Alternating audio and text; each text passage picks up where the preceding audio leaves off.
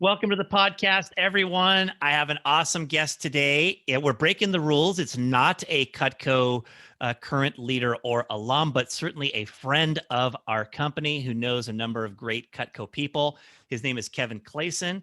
He wrote this book called Flip the Gratitude Switch. We're going to talk about this as a special Thanksgiving episode today. Kevin Clayson, thanks so much for making time for the podcast. Are you kidding? Thank you for having me, man. This is awesome. And I am a friend of the company because I love me some Cutco. Okay. I was telling you before we recorded, it's they are our favorite knives, hands down. It's a wonderful product. We love it. So, dude, I'm like part of the family by extension, right? There you go. Exactly. Exactly. So I'm so happy to have you here today with us. We're going to talk a little bit about your book. We're going to talk a little bit about the concept of gratitude and Thanksgiving. Right off the bat, Kevin, I wanted to say that the theme of our podcast is changing lives. And at the very beginning of your book, you mentioned that the concepts in the book that you share have changed your life and have changed your wife's life. How so? Okay, just imagine for a moment that you are in foreclosure, your car's been repoed, you don't have enough money to buy a turkey for Thanksgiving or buy presents for Christmas, and you have previously been the owner of a successful real estate company, but now with nothing left, you find yourself working for $13 an hour, hucking freight at a local retailer and cleaning bathrooms at night just so you could put food on the table after just leaving a terribly successful career. Then I want you to imagine having unbelievable amounts of joy through that entire scenario. If you want to know how this book changed my life, I just gave you a piece of my life story. This book, these principles shifted everything for me. It changed my marriage. It changed the way my wife and I interact with things and with frustrations and with difficulties. It changed the way that we parent. We parent from a totally different space. It changes the way our kids interact with the world around them. And it literally changed everything for me financially, emotionally, you name it, through simple principles of active, not just passive emotional gratitude, but active gratitude in the middle of life's most difficult circumstances. It quite literally powered me out of some of the largest lows that I've ever had in my life. I love it.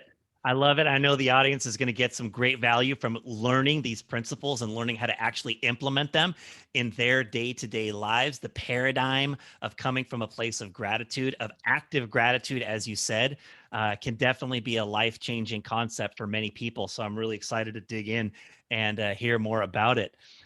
In the book, you talk about something called the red door. Tell us about that. Yeah, so when I wrote the book, so first of all, you have to understand, I never intended to write this book. Like, this was not something, I didn't wake up and go, I'm an author. Like, that was not the deal. Well, I was actually training a large sales organization as I was going through and learning the principles that I ultimately put in the book. Like, they were principles for me, right? It was just things that I needed to do to find happiness in the middle of otherwise frustrating moments.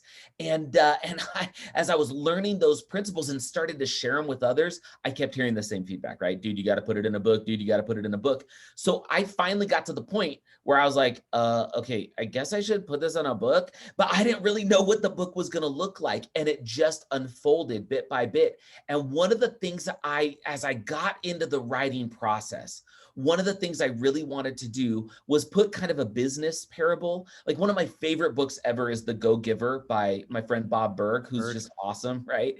And I love learning incredible principles in that way. And so I just felt kind of called to put the story in the book. And what the story of the Red Door is it's about this guy who knows he's destined for something greater and he's looking for something more. And he encounters this kind of interesting fellow in the book named Patros, who introduces him to this kind of adventure that involves a very beautiful red door and entering this sort of enchanting but also kind of adventurous and crazy room. And then this main character, whose name is Jacob, ends up going through a series of experiences as he walks through the red door that ultimately leads him to finding truly immeasurable wealth, more than he can spend in this lifetime or the next. And here's your little spoiler alert. That immeasurable wealth that he finds has nothing to do with dollars and cents and diamonds and gold. And it was just this way to articulate principles that could be understood through a different different paradigm than just simply, let's talk motivation and let's change your attitude. It had to be this big, drastic sort of example that really hits home one of the main parables of the book, which is this idea of flipping a switch and illuminating the life that's before you and what that can lead to. And so I wrote The Red Door. I always say we, whenever I talk about the book, like I'm the author, but it's so hard for me to say I wrote it because I feel like there's so many people in my life that contributed. I feel like God and I were kind of co-authors in this. I'm a big believer in that kind of thing. And I just feel like it's hard for me to take credit for the book because I feel like so many people were such a blessing to me as we were going through this. So I always say we. So when I say we, it's just me. There's not a co-author. But when we wrote The Red Door, it was specifically for this purpose so that I know that people learn through different mediums. Some people want like the scientific stuff. Some people want the anecdotal stuff. Some people just want the formula. Some people want a story because they can consume it in a different way, remember it differently, and it anchors itself to a brain differently when it comes to a story. And so that's why we wrote it, to articulate these principles in a powerful way. And I wanted to start the book with it because I felt like it would just kick things off in a really kind of unique and cool way. Yeah, well, it does exactly that. It's a really cool introduction to the concepts, and you referenced, flipping the switch, and the book has the flip formula. Let's talk a little bit about the flip formula today. Why don't you unpack what that is? Yeah, let me start with this. A lot of people think that gratitude is like a touchy emotional thingy, right? Like they think it's this passive thing. I just do a gratitude journal, you guys, and I just write things I'm thankful for. And then we think that somehow transforms us. Well, listen, it's not that gratitude journaling or going on a gratitude walk or having a gratitude jar, it's not that those are bad things. It's just, for me, I had got to a point in my life where things were not going according to plan. The crazy thing was, on paper, everything looked pretty good, right? At the time, this was before the challenges I described earlier. I mean, the company was doing well. We had money, I had this awesome family, but I couldn't find joy in the life that I was living. And I think a lot of us get to Mm. that point, right? That we kind of, and we talk about this in The Red Door too, that sometimes we chase things that never actually fulfill, but we think they're going to fulfill, so that we continue to chase them, whether that's money or fame or, whatever. And I had just got to a point where I was not finding the joy and happiness I needed in my life. And I went on this journey to figure out why. I mean, I'd read so many personal development books, had been to so many seminars. I'd learned everything I thought I could learn, but I was still lacking that fundamental joy and fulfillment that I wanted for my life. And gratitude became the thing that powered me out of that place. And I began to call it flipping my gratitude switch, because I started to take situations that normally would have frustrated the heck out of me and would have got me so mad and angry. And I started finding these little kernels of something awesome inside of these frustrating moments. And it was like I was flipping this internal switch. And it was like the path before me didn't, or the whatever my situation was in life didn't necessarily change, but my ability to view it through a different set of lenses did change. It was like the path was all of a sudden illuminated when I go through this process. But as I was doing it, Dan, I didn't really know there was a formula to it. It was just something that I sort of intuitively started to do as I did a bunch of research and did a bunch of testing. And ultimately, when I started to write the book, I went, wait a second. This is a formula, because I can do it the same way every single time, no matter what's happening in my life, and it creates the same results. That's the literal definition of a formula. And Right. so then when I realized the formula could be put into like this, it goes along with the letters FLIP, I went, oh my gosh, this is going to make it so much easier for people to take this thing and make it portable and make it, actually tangible in the middle of life's difficulties. And it all starts with F. And F is you find the frustration. Find the frustration. Unpack that one for us a little bit. So, a lot of us we do this thing where we're kind of rolling through life, and like bad things happen and we just steamroll right through it, right? We wake up in the morning and we stub our toe, and that makes us mad. And then we step on a toy that our kids left out that they were supposed to clean up, and now we're really mad. And then, the water heater broke, and so we got a cold shower. And then we get in our car and there's traffic and somebody cuts us off. And then we get to the office and that guy who we can't stand working with, comes up and, says something like, guess you got a case of the Mondays. There's a little office space Voice reference for you. And you are just like, oh my gosh, I've had it, right? You've been up like an hour and you're like, I'm so done with the day. And the reason for that is our brains, they kind of travel along this path. And we do this thing where if we see one bad thing, we tend to look for other bad things to kind of gravitate to that one bad thing. And we rarely take a moment to realize why we're not feeling so good inside. And finding the frustration is doing the opposite of that. Finding the frustration is when something happens to me that's frustrating, the first thing, the very first part of the day, the first thing, the toe stub, when you wake up in the morning and you stub your toe on your bed, it's taking that moment, it's pausing for a moment, and it's acknowledging, number one, that you're frustrated, number two, why you're frustrated, and then it's really just slowing down that train, right? I was talking earlier, we steamroll through these frustrations. It's like we're this train trucking along on this track, and we just keep steamrolling, and it seems like one bad thing after another happens. Well, finding the frustration pumps the brakes, slows that momentum, and says, wait a second, okay, let me acknowledge I'm frustrated. Let me acknowledge why I'm frustrated. And that little pause during our day, it's all a mental exercise, but it makes us cognitively aware of why we're starting to feel some of the things that we're feeling inside. And that awareness makes all the difference because it now allows us to identify why we're feeling how we are and then do some work on it so that we no longer have to feel that way.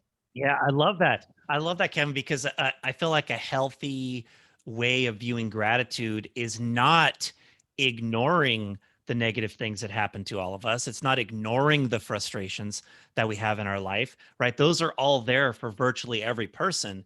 And, people that come from a place of gratitude appreciate that that's a part of life and they acknowledge that that's something that's there. So learning to recognize that and find that seems to be an important step. In the book, I talk about the fact that happiness has to be earned. It can't be leased. And what I mean by that is, if you want true happiness, that means that you are going to have frustrations, you are going to have challenges, you are going to have failures, and then you have to do the work to overcome those things and transform them into fuel for your future, as opposed to just saying, okay, this really bad thing happened. I'm just going to drown my sorrows in drink or food or people or just Netflix or video games or whatever, which is sometimes a coping mechanism that a lot of us have, right? We have things that are frustrating and we're like, I just want to check out of life. I'm just going to like sit on the couch and veg out for a few hours and just, I don't know, eat ice cream. And we don't deal with the things when they come. Well, that compounds over time. And we think that there's little things that we can do to temporarily relieve some of that stress and some of that difficulty, which is why I say we can't lease happiness. And what I mean by that is, listen, if you're having a really, really bad month, just because you go on a Hawaiian vacation for a week doesn't mean when you come back that everything is fixed, right? That's like leasing happiness. I do something temporarily, but I don't own that happiness. Mm. Owning that happiness comes through work. And what finding the frustration does is it begins that process of work so that you're going, okay, I understand I'm frustrated. I understand something's not happening that's ideal for me. Now that I'm aware of it, how do I work on it so that I can transform it? Maybe Napoleon Hill would call it transmutation, right? I could change it into something that actually fuels my happiness and creates real lasting fulfillment. And this is one of the things that I hope we get into it today if we have time. But dude, this is crazy. Gratitude quite literally rewires the brain, forges new neural pathways, and over time, when you use and execute it in the way that we talk about with the flip formula, you can become, and I'm not kidding, predisposed to joy as opposed to predisposed to complaining about Mm. everything and being a victim by everything. And it really can change our brain and change our bodies and change our reality, but our life itself doesn't have to change, but how we choose and have the ability to interact with it so that we can go and work to find and earn that happiness is 100% possible through this crazy, simple, but eternal power of active gratitude, especially in the middle of life's frustrations. Yeah, I love what you just said right there, Kevin, and it will really resonate with the audience because anybody that's listening has frustrations, they have difficulties, they have things that they could look at and decide they're not going to be grateful for. But that first step of recognizing those things, I think, is an important part of your flip formula. Tell us about the L. Okay, the L, this is like my favorite one, right? This is look for what's awesome. Okay, so if we were, I'm just going to go back to my initial example of like the first bad thing that happens during the day. When I go and I speak, the kids love this. Like I do a lot of like middle schools or elementary schools, high schools, and I always talk about stubbing your toe because it's something that everybody understands. And if we can understand the principles with something simple, then we can take those principles and apply them to the bigger things like I talked about earlier with foreclosure and all whatever, losing jobs, whatever, terminal illness, et cetera. These principles work no matter what. So if we use the stub the toe as the example, right? I wake up, I stub my toe, and I get mad. I want to turn into, the Incredible Hulk and get big, angry, and green and punch a puppy. Just kidding. I don't condone that. Nobody should punch puppies. But you know what I'm saying, right? You feel that anger. And if I go, okay, whoa, I stub my toe and I'm frustrated. Okay, I am frustrated. I acknowledge it. I know I'm frustrated. Then you move to L. L is where you look for what's awesome. But here's the key. You're looking for what's awesome embedded in the frustration. And that's the difference. See, a lot of people, Mhm. when they do the gratitude journal or they do the gratitude walks, all you're doing is being thankful for things that are already awesome. Well, that's easy. That's the equivalent of going to the gym and lifting a 1 pound weight 3 times and then wondering why you're, not super ripped within a day, right?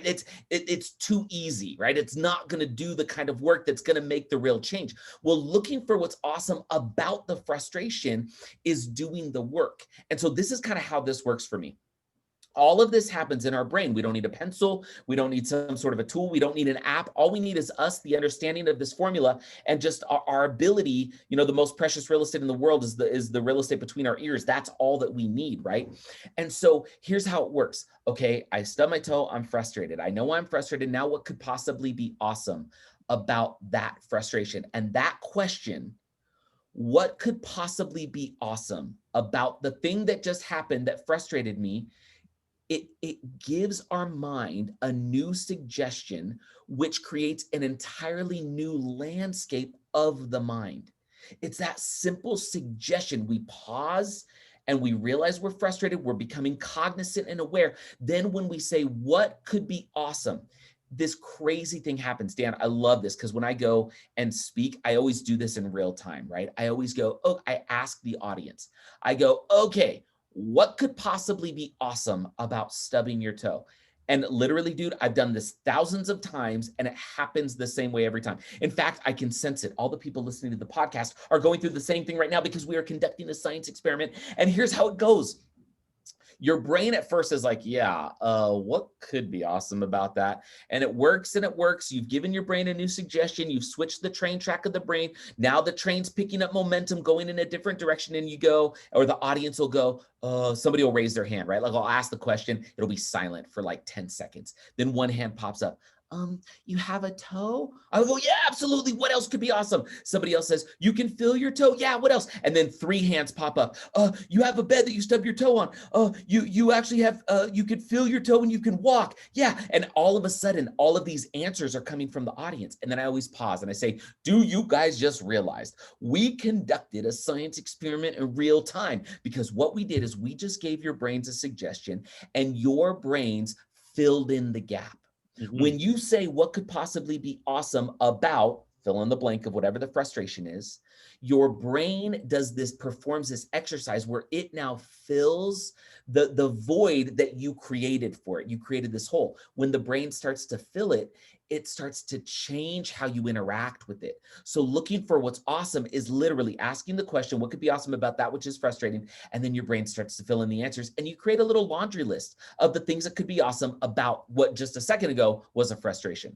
Yeah, I love that. It's just it's like developing a completely different perspective on anything in our life. It's looking at something from a different angle and finding something that's good there. And just when you were going through and you were talking about, well, you have a toe, you have a bed, all those things. Like I felt different in my own body, just envisioning that feeling, right? That moment Yes. where you're asking that question in the room and people start answering. It's like you feel differently when you look at something with a different perspective. Oh my gosh, I love that so much. You know what's so cool? When we get to the fourth step, which is P, there's a reason why you felt different, and it is scientific, it is chemical, it is biological, it is happening in your brain. It is a very real thing. That's why this is not just kind of like, I'm just gonna feel thankful about everything and have an attitude of gratitude. It is not that. Like, this is a real tangible thing that makes a huge difference. And if you can't tell, I get a little passionate about this. But dude, so here you said something just a second ago about perspective, and it reminded me of one of my favorite analogies. Can I share it with you? Yeah, So have you ever gone to a 3D movie, back when the world was normal and like people did stuff like go to movies? You remember that? Oh, it was a good I time, do right? remember. Yeah. Yeah. So, have you ever gone to that 3D movie and taken off the glasses in the middle of the 3D movie? Do you ever do that? Yes, I have. Okay, what does the screen look like when you take off the glasses? Yeah, well, it certainly doesn't look the same. It looks a lot more like it's a flat screen. Yes, and is it blurry? Yeah, it is blurry. It is, especially if they're doing something where they want you to see more of the dimension, it's a little Right. bit more blurry. Well, here's the crazy thing. If you were to go to that same movie, that 3D movie, and you were to take the glasses off and leave them off for the entire movie, at the conclusion of the movie, here's the reality. You're still going to know what the movie was about. You're still going to know who the main characters were. You're going to remember the action sequences and the funny parts. You're going to remember all of that. The movie itself, what's actually playing on the screen, doesn't change when you put the glasses on. Rather, the way you view it does. And because you view it through a different set of lenses, your interaction with it changes. Mm. And here's the cool thing. The movie of our lives, it's in theaters today, right now. It is playing as we speak. And we can either choose to view it through lenses of limitation where it's kind of blurry, we don't understand it, and it just is kind of like not this great experience. Or if we put on a different set of lenses, and I talk about gratitude glasses in the book, if we put on a different set of lenses and we view the same movie of our life through a different set of lenses, the movie itself, life doesn't have to change. Your job doesn't have to change. Your car doesn't have to change. Your income doesn't have to change. Your spouse or partner or kids don't have to change. Nothing has to change, but through with a different set of lenses, the way you view it all can change. And all of a sudden, when you view it through that new set of lenses, it's like it snaps into focus. The same movie, the same experience, all of a sudden changes because your perception of it changes. And that's what active gratitude, especially in the middle of frustration and looking for what's awesome in that frustration, that's what it does. You put on a new set of lenses to view it with, and all of a sudden it begins to change for you. The movie doesn't have to change, but your perception of it does, and that shifts how you interact with it and how you feel about it. Awesome. So cool. That is just brilliant. Life doesn't have to change. It's just a really compelling phrase that you shared right there that resonated with me a whole lot. You said you can't wait to get to the fourth one, Kevin. I can't wait to get to the third one. The I. What's the Hey, I? all right. So in the book, I is initiate gratitude. But I got to tell you, as I started to go and share this more and more with students and with teenagers, I wanted to come up with a better word because they're like initiate. In the book, I talk about we initiate a gratitude sequence, right? And we start to say that we're thankful for the things that are awesome embedded in the frustration. But I've come to use a different word that's an I word that I think articulates it and explains it better. And the word is install. Now, here's why. We live in a smartphone society, right? If Yes. we want to download a new app or like a new game or something like that, we go to the App Store and we hit install. We go find that thing and we want to get it and we have to install it. When we install it, just a second ago, it was nothing more than a choice on our App Store. And it's not tangible, right? It's something that we can see, maybe we want it, but we can't use it and interact with it yet. Well, when we hit install or we install software, install the game, all of a sudden that thing which just a second ago wasn't tangible becomes tangible. It downloads on our phone, and then in like seconds, we have like 1 billion levels of Candy Crush, when just a second ago, it was just an idea. So if we install gratitude, the question is this: what's the App Store of life? How do I go and find the things that I want in life so that I can install them? What is that process? What's the process to install from the App Store of life? And for me, the App Store of life is language. It's words, right? And here's the example. Dude, when I was in high school, I used to have really bad acne. And you know what I used to do? I'd wake up and I'd look at myself in the mirror and I wouldn't be like, yo, what's up, you sexy beast? I'd look at myself and I'd go, hey, you're ugly and your acne is ugly. And then guess how I would feel all day? I'd Bad. feel ugly. And then guess how girls treated me?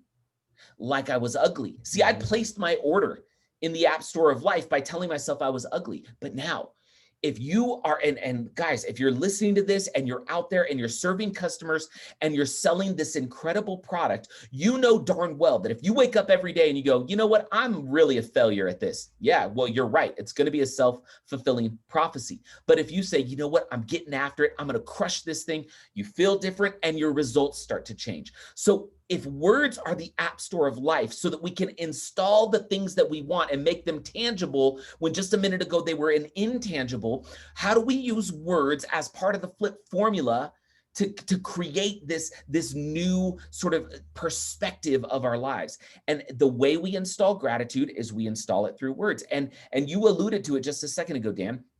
We find the frustration. We know why we're frustrated. Then we look for what's awesome. We kind of create that list of what's awesome about the frustration. Then we use language. And here's what we do. Look, I stubbed my toe. I know why I'm frustrated. I've acknowledged that. And now I can kind of take a second and go, okay, what could be awesome? I have a toe. I have a bed that I stubbed it on. For me, I would always like look over at the bed and I'd see my beautiful wife. And I'm like, oh my gosh, I have this angel that sleeps beside me. And that would make me think of my kids. And all of a sudden I start to think about all these awesome things that came as a trigger of me stubbing my toe. Well, now you say, you know what?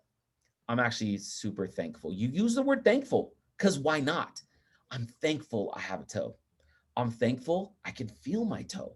I'm thankful I have a bed to sleep in. I'm thankful the bed is located in a home I can live in. I'm thankful for this roof over my head. I'm thankful for the angel beside me. I'm thankful for the little much louder and smaller angels that sleep, upstairs or downstairs or down the hall. And all of a sudden, by saying that we're thankful for the thing that is awesome embedded in the frustration, we immediately move from I to P. It happens naturally. Very, very cool. Let's go right into P and let's tie these two together. So P is you power up with Gratifuel. Now, Gratifuel is a word that we invented, right? We created that because I came to realize that gratitude fuels happiness. Gratitude fuels life. Gratitude can fuel business. Gratitude can fuel success and results. Gratitude can fuel sales. Gratitude can literally fuel every aspect of your life. And so if I've got gratitude fuel, why not just call it Gratifuel? It's cool and it's a hashtag. Check it out, right? So power up with Gratifuel. And here's what this means. When we find the frustration, look for what's awesome embedded in the frustration. Then we install or initiate gratitude by saying that we're thankful for the thing that is awesome inside of that frustration.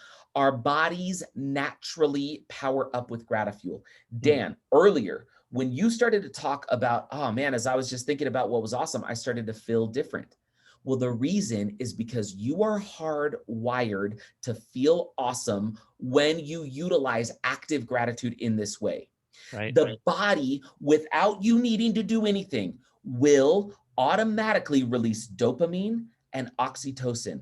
Dopamine is the reward chemical. Dopamine is the thing that gets us addicted to our phones. When we wake up in the morning and we roll over and we want to check our phone and see like how many double taps we got on Instagram or how many comments we got on Facebook or how many views we got on TikTok or YouTube, or we want to see what the email was, what the text was, we're getting a hit of dopamine where that phone is saying, hey, you're awesome and you should feel awesome about being awesome. And it's dopamine that does that. Well, you can get dopamine by utilizing this idea of active gratitude in the middle of frustration.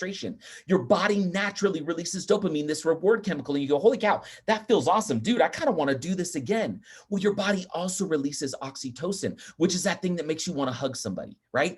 So all of a sudden, you go through the process of saying that you're thankful for the thing that is awesome inside of the frustration, and you begin to feel different. Your body releases dopamine, it releases oxytocin. You quite literally, chemically, biologically change as a human when this happens. And here's the other thing that takes place.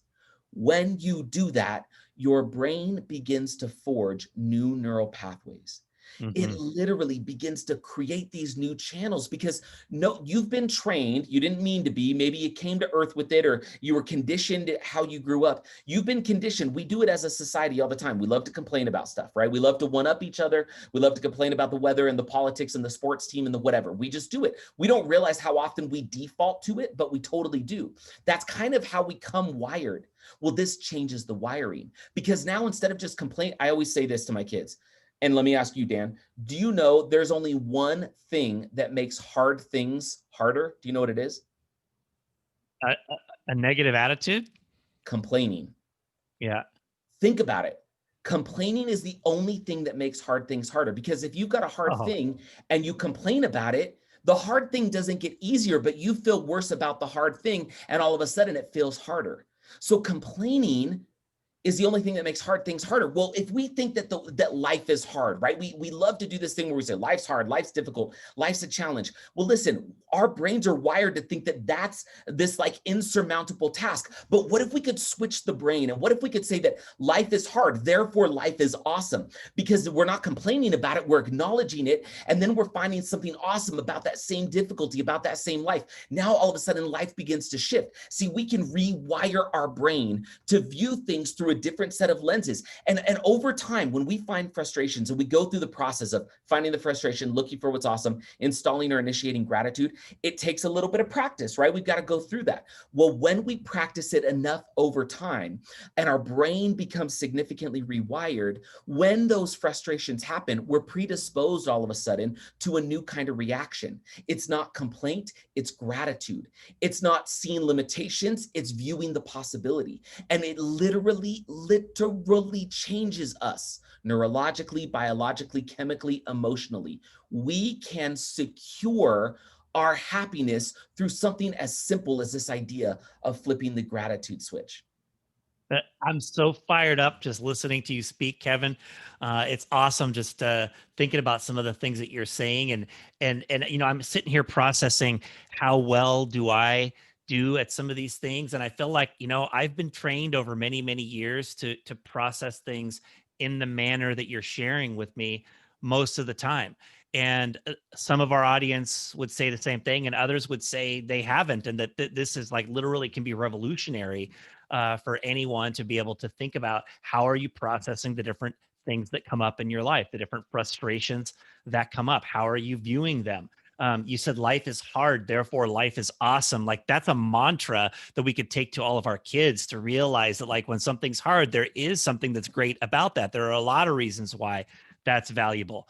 I totally believe in the science of the neural pathways that get established when we develop the habit of thinking and acting in the ways that you're sharing. I mean, this flip formula, the pieces of it, they come together for me, and it really resonates, Kevin.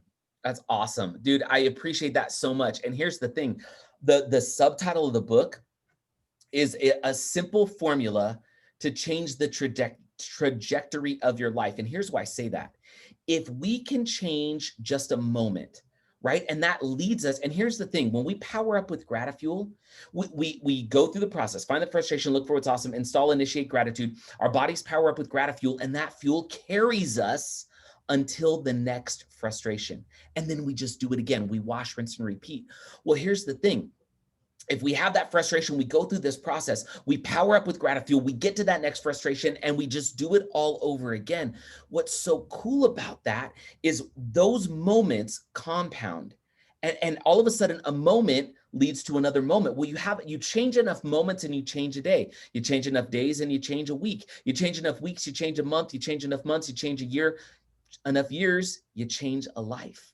So this little idea, it can quite literally be like standing at this precipice of this real, true, life-altering moment. And all it is a simple decision that you can do inside of less than 30 seconds. The next time you get frustrated, where whatever it is, the guy cuts you off on the freeway, instead of being angry and laying on the gas and then flipping him off as you drive by, instead you go, oh, I'm frustrated that I got cut off. I don't like that. That's not great. Okay, what could be awesome? He didn't hit my car, so that's good. I'm still fine. Hey, I'm still listening to this awesome podcast right now called Changing Lives and Selling Knives. Things are good. You know what? Okay, look, I'm actually really thankful he didn't hit me. I'm thankful I've still got this awesome podcast on. And then all of a sudden you feel different. Well, that may have shifted the entire trajectory of that day, because now you're not pissed off when you get into the office or when you go to the next sales call. You feel different, and then that may shift the momentum of that day, and those days can transform lives. You're at right now, everybody, if you're listening, you are quite literally this exact moment standing at this incredible, unbelievable precipice where you've got this amazing choice that can be done all inside of your head, all inside of 30 seconds. The next time a frustration happens, and you now have the ability to flip the gratitude switch and totally shift the way you interact and view and perceive that thing, which can shift your results and your life as a result. It can literally change you as a human. How cool is that? How often do we realize? So we so often hear, like, the most important moment in our lives is right now, right? The power of now, Eckhart Tolle, right? But do we really realize, like, we love to say that, right? And we're almost esoteric about it. It's like, oh, the power of now. Now is the moment. Dude, what I love about this formula is it helped me get conscious to the fact that now is quite literally when I can do something. I don't have to wait. I can take something right this moment and flip the gratitude switch with it. I guarantee there's something right now or in the next 2 to 3 minutes that's going to happen. That's going to be this tiny little frustration that normally you would steamroll through, but all of a sudden you become conscious to it now, and you begin to utilize this process, this portable, easy flip the gratitude switch process, and it changes everything. And look, your podcast is changing lives and selling knives. Listen, and I'm sure you talk about this a lot, the only way that we can change lives of others is if we first change our own. Well, here's a tool that allows you to do it in an instant. And all of a sudden, no longer do you suffer from the poverty of endless discontentment. No longer do you have to view the world as victimizing you in a series of difficult things, and you just have to complain about them. All of a sudden, everything can shift in a moment. Now you change you, and now you can go change others. And it becomes this incredible principle that has all of these tangible aspects to it. Totally brilliant, totally inspiring.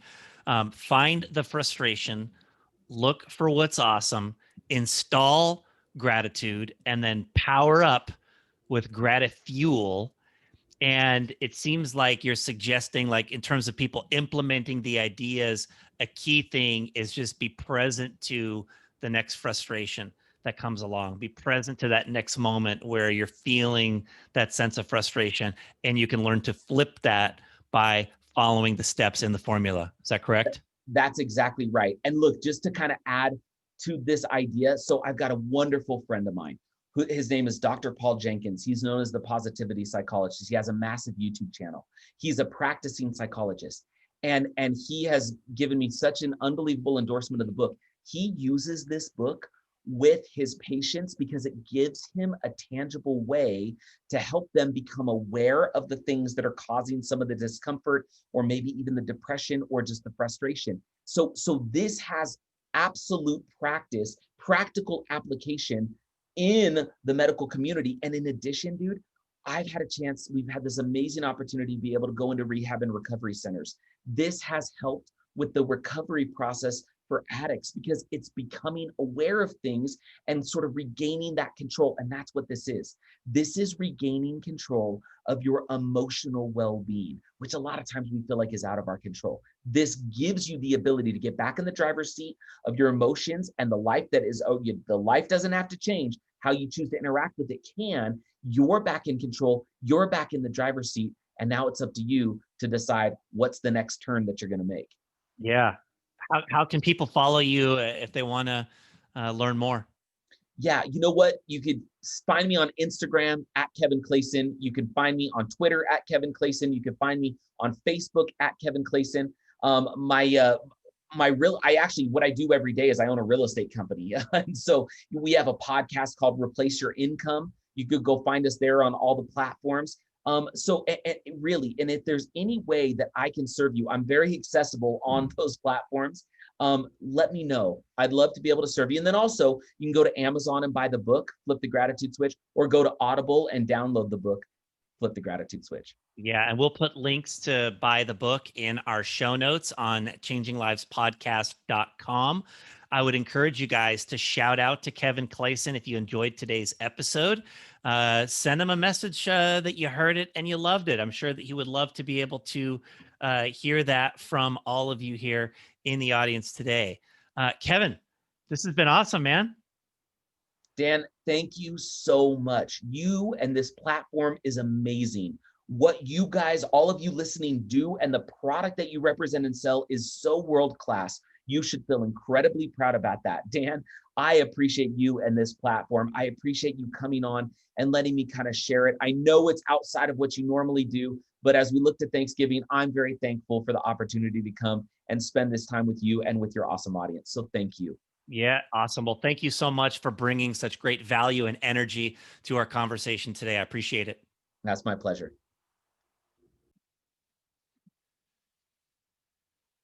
Kevin Clayson, everyone. Wow, I trust that you are a little bit more inspired than you might have been about 30 minutes ago. What a great conversation. I love how Kevin lived real challenges in his life. And so when he talks about this idea of the flip formula, and the example of stubbing your toe, here's a guy that experienced a whole lot more difficulty than just stubbing his toe and has been able to learn how to literally flip that around through some of the concepts that he shares. I love where he talked about owning happiness versus leasing happiness, and the idea that the analogy of the movie of our lives, and that life doesn't have to change for things to be better in our lives. It often is just a change of the lens that we view things with. That was profound. When he said complaining is the one thing that makes hard things harder, man, that resonated. So important to keep that one in mind. And I also love where Kevin said, if you change your moments, you can change your days. If you change your days, you change your weeks. And by extension, your months, your years, and you can change your life. That was a compelling insight. Hey, listen, we're releasing this episode the day before Thanksgiving. I'm sure most of you are probably hearing it after Thanksgiving. Um, and we're, entering the rest of the holiday season. And it's a crazy, unique year where there's going to be some frustrations associated with the holidays, not being able to see some members of our family or other people that we might otherwise see, and a lot of other things along those lines. I hope that you can remember the concepts from Kevin Clayson's flip formula, and you can leverage those things to find the frustration, look for what's awesome, install gratitude, and power up with Gratifuel to have an amazing holiday season and head yourselves into an incredible year in 2021. Thanks so much, everyone, for listening to the podcast today.